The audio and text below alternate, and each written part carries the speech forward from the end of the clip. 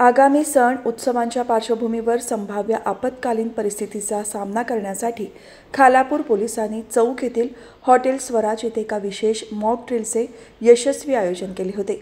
या सरावाद्वारे हल्ला, आग आणि भूकंप यासारख्या आकस्मिक घटनांमध्ये नागरिकांनी कशी प्रतिक्रिया द्यावी याबद्दल महत्त्वपूर्ण प्रशिक्षण देण्यात आले।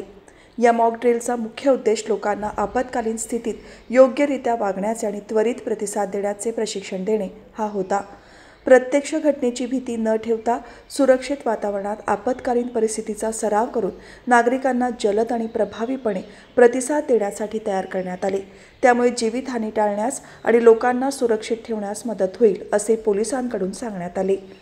या सरावामध्ये विविध आपत्कालीन सेवा देणाऱ्या अग्निशमन दल, पोलीस आणि वैद्यकीय सेवा यांच्यात उत्तम समन्वय साधण्यात आला। लोकांना आपत्कालीन परिस्थितीत शांत राहून योग्य निर्णय घेण्यास मदत करणे आणि त्यांना याबद्दल जागरूक करणे हे देखील या मॉक ड्रिलचे महत्त्वाचे उद्दिष्ट होते।